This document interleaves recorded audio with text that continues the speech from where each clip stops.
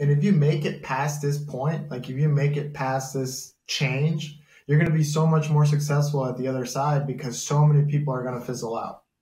There's a lot Right. of people that are going to fizzle out because it was easy making money a couple months ago and in 2021 as a wholesaler. It was hard to miss. And now it's like, okay, now we actually have to put in some work to get some deals and not as big as deals, smaller deals. And so you really have to have some purpose behind why you're doing this and why you're doing all these outreach and getting all these deals, because if not, it's very easy to get emotionally deteriorated to continue to market. 10 to 15,000. $500,000 in assignments. $150,000. So yeah, we saw you like not even 2 weeks ago and got to see you at the Academy. I want to give everybody updates on your deals and stuff like that. But first, like, can you tell us a little bit about the time at the Academy? It was great.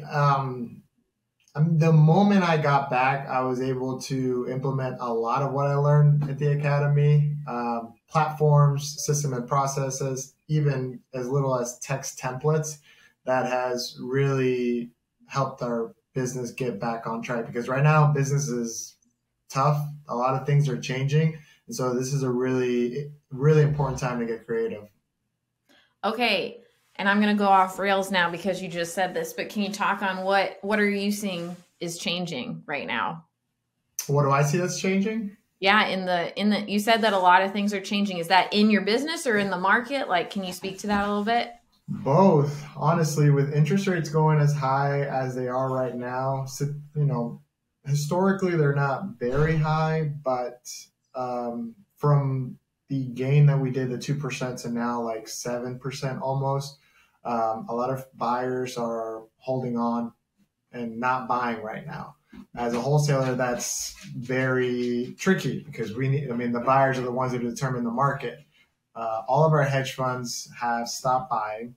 And so now there's an interesting situation that I need to inform the sellers that the market's not what it was 6 months ago.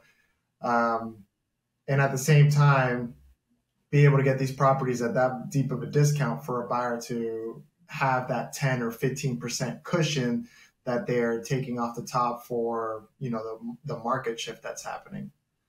So what is that? So I guess two things. What are those conversations looking like with the seller? Like, how are they being received?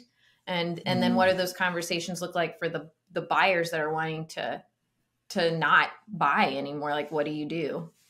So something that I've actually just recently did yesterday, there was a gentleman it was a duplex that we're working on, $133,000. We were going to lock it under contract. Because of whatever reason, it wasn't like we weren't connecting to get the property signed and all that.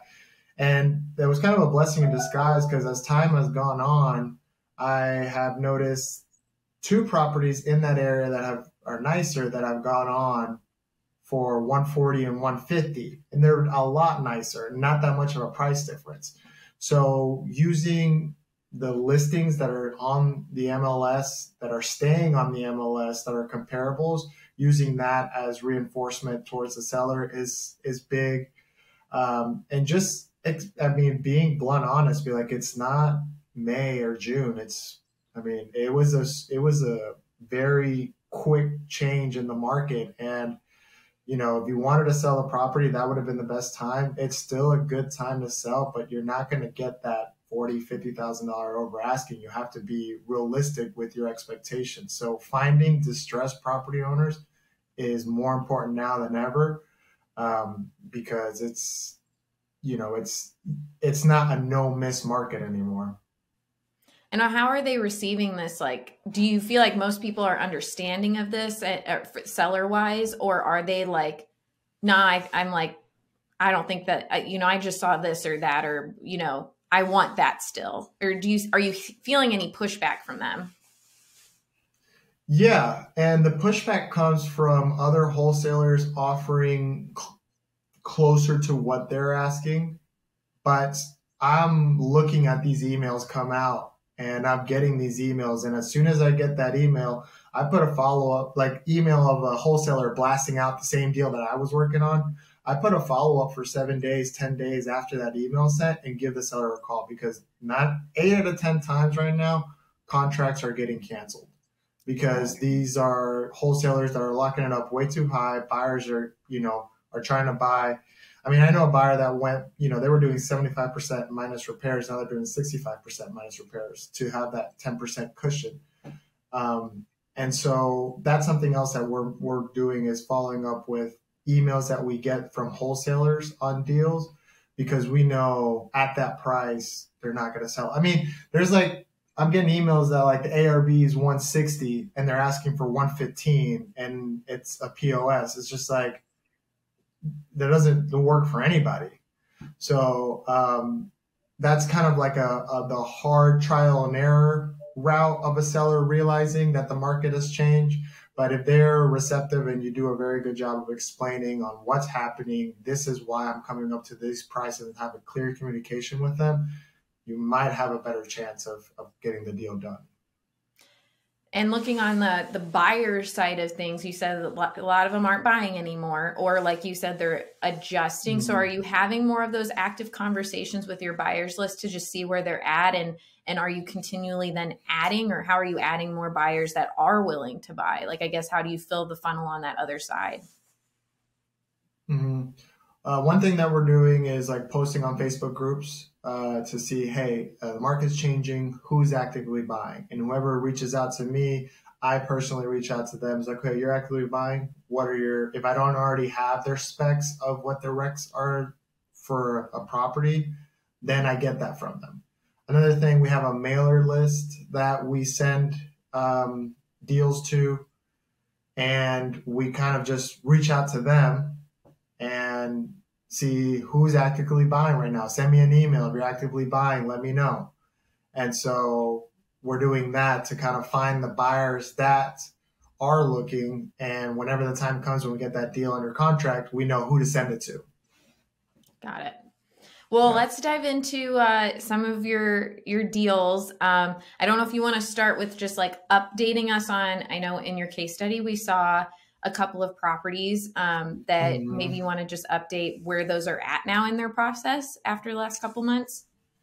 Yeah. Both properties we just did occupancy on, and they need some work. We're getting them, one of them, we need to rip out the garage door and put in French doors, unfortunately. So that's taking a little bit longer. And then the other one, it's just a matter of waiting for the occupancy inspector to be available. And once we get that, and it's going to be November 19th. And then after they get approved, which we did everything they asked, we're going to get it rented out. Unfortunately, in the worst time of the year, I just saw an article today that rents are going down, which historically it's normal. Last year was the only year that rents didn't go down in the month of, September, October, November, December. And now it's going down. So I'd hate to get a tenant around this time, especially. I've learned from people around me, if you try to get a tenant during the holiday time, it's more likely to get a shorter term tenant than a long-term tenant, because not many people are moving out during the winter. And so we're in an interesting situation onto whether or not we just let the property sit until spring, because this is an owner financing deal. I'm paying 0 interest and I'm paying directly to principal, so I'm not really losing money in that regards, or just getting it rented out as soon as possible, which would be December. Okay. Yeah. And then tell us a little bit about since we've talked to you last, what are some deals that have kind of stood out to you that you feel like the community could take away some knowledge or some tidbits from, or just brag away and I want to hear some of the good ones that you had? So I guess to go back to the point of reaching out to sellers and being honest about the price, we got a property under contract. I can't remember exactly what the price was, but we were only trying to make like $7,000 on it. And we sent it out and every buyer was offering me $15,000-$20,000 less than what I got it for. And I was checking, I'm like, maybe my numbers are wrong. And they were a little off, but not to that extent. Long story short, I saw that same deal get sent out 3 different times after me for the similar price. If you even see on the Facebook groups, they're like, is this a scam? Like, I've seen this property being sent out by like 3 different people. And it was because, unfortunately, the seller didn't have any money to put down in the deal to get out of it, and they had a mortgage. And so they couldn't go below, I can't remember, 100, whatever, 109,000, I think it was. And so everybody was trying to make a deal out of it because they were very motivated and the property was distressed, but with the amount of work and the value, it just wasn't doing it. And so getting the numbers right and having that 10 to 15% cushion for most of your deals is going to be the best way to get some deals done. And to add on top of that, we've had to get so creative to make sure that deals keep coming in. I actually got my real estate license, and now I'm going to do more retail leads because there's a lot of opportunities that we're coming across. The property is not distressed and the homeowner doesn't need to sell, but would like to sell, would like to move up, would like to do something new. And so those are slipping through the cracks. If we're able to capitalize on those opportunities, I mean, that could be, hopefully 6 figures in 1 year out of all the marketing that we're doing. So if you don't adapt in this market change, you might not make it.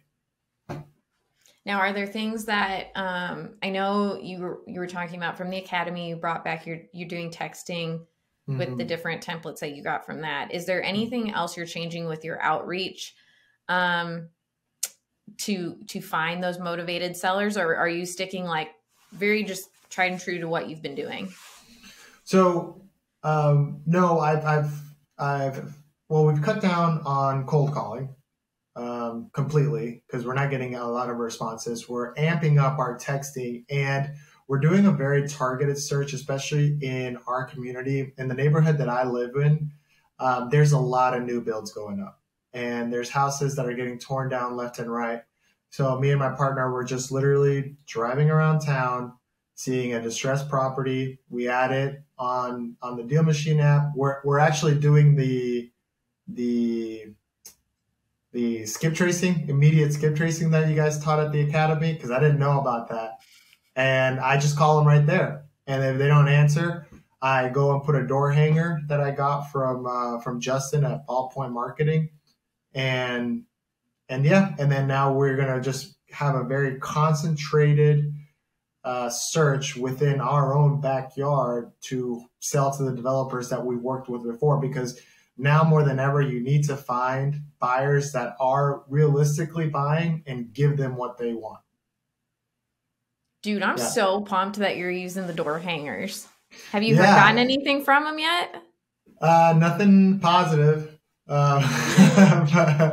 But no, but they're seeing it and they're getting it. I'm putting door hangers. And it's so funny. I'm putting on door hangers, and I'm actually about to run out. Some of these houses are so distressed, they don't have a door handle. And that's when I knock. That's when I'm knocking on the door and be like, hey, you guys have thought about selling?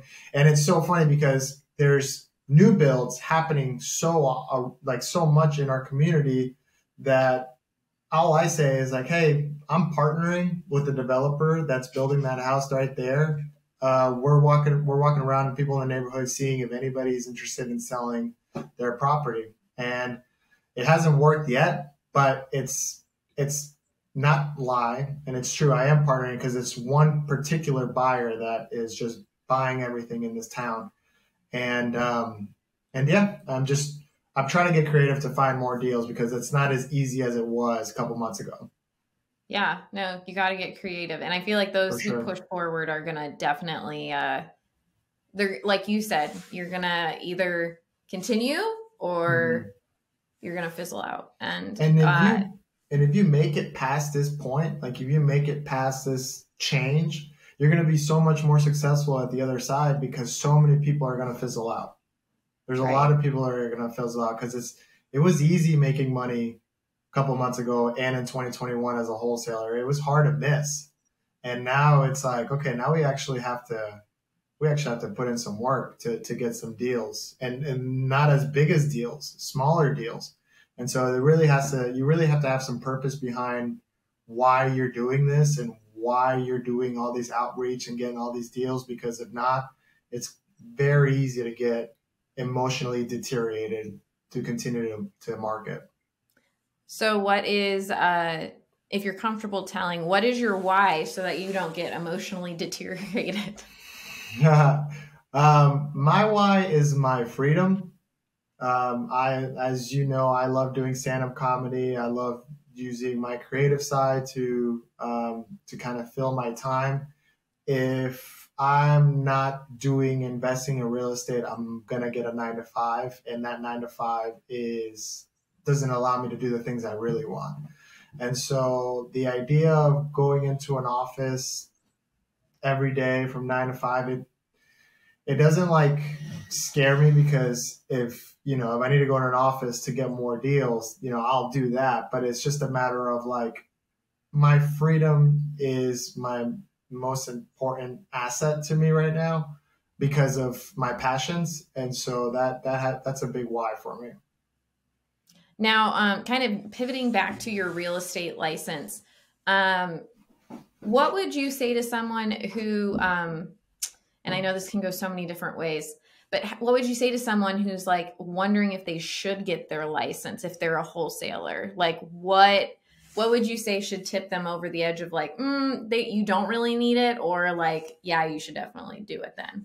Yeah, you don't really need it, but you don't really need to do mailers. You don't really need to do different forms of marketing. You don't need it, but you're going to benefit from it. Like, if you have somebody that you've built a relationship with, a seller that you've built a relationship with, and they want to sell with you, but the price that you're giving them as an investor doesn't work, why not help them out? Why not still be that service that you're preaching to them do business with you and put their property on the market, and just be transparent with them? And so being able to provide like, hey, this is the price that I can give you, and doing the comps and looking at the comparable searches, this is the price that you're most likely going to get at some point during the next X, Y, or Z months, or depending on how the market is. If you're able to provide those two things of like, okay, seller, what's more appealing to you? This cash in 30 days, or do you want to test the market and get this much? And being able to provide that alone is a game changer, because a lot of investors are like, this is what I can give you cash. I'm like, okay, well, I'm not going to take that. My house isn't that distressed or whatever. But if you can provide both those options, it's only going to help you. Yeah, no, I agree. And MLS access. I mean, you do get that with DealMachine, but yeah, I get it. I know. But remember that case study that we did? Yes. Okay. And what I mean by MLS access, it's not just data. It's contacts directly to agents, because there's a lot of deals that are going to be for investors on the MLS. When you see them on Zillow, you can contact them via Zillow, but then some Zillow agent's going to reach out to you. That's not the main agent. You're going to go through the loops. They're going to try to represent you. If you can have the information and the agent remarks that go directly on the MLS, that's a big deal, because you can talk directly to the agent. So it's not just purchase sales and all that, but being able to get connected with the agents is huge. Was it kind of like a magical moment when you got access to the MLS? Were you like, Yeah, well, I've had peeks into the MLS recently, previously. It got taken away from me, and then that what motivated me to get the license. And so I'm like, because it sucks. It's hard not to. I don't know. It's without that information, it's tough. And another thing about getting your license, when you get your license, and let's say you're part of not only a brokerage but a team, because there's a difference between a brokerage and a team. If you're in a team that's very active in the community and very active in the real estate, if you get that network of people around you and they know that you're the investor in the office, you're going to get so many more deals. And so I can't think of a negative side to getting a license.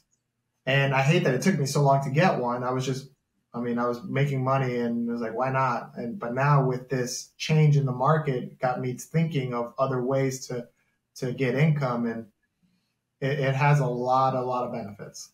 How long did it take you to get your real estate license? 1 week. What? 1 week.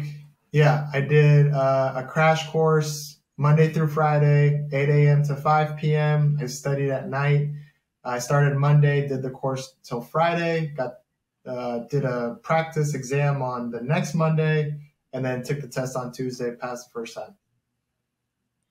Oh my God, I don't think I've ever heard someone do it that fast. Dude, and a lot of people do it that fast. You can do the in-person, if you're not working a 9 to 5, you can easily just do a week crash course on get your real estate license. And if you just study and, pay attention in class, you can pass your first time with flying colors. It's a tough exam, but if you just do nothing but that for a week, you can get done with it and have that license.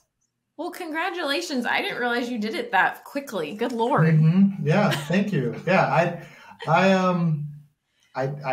I knew if I did like an online course or a 3-month course, there's no way I could have focused for that long. And so I just wanted to get as much information as quickly as possible and use it on the test, because a lot of the information on the exam, well, I wouldn't say a lot. I would say about 35% of the information on the exam is useful. The rest is kind of just, I don't know. It's useful. What I mean useful is useful for sales and finding properties and helping the seller or the buyer. The rest is more like like law. Yeah. You can, okay. Sorry. Jokes just run through my head sometimes and I forget which setting I'm in. I love it. Yeah. But no, it was great. Good. Well, I'm going to wrap this up, but I do have a couple. But thank you for joining us today, Enzo. Thank you for having me.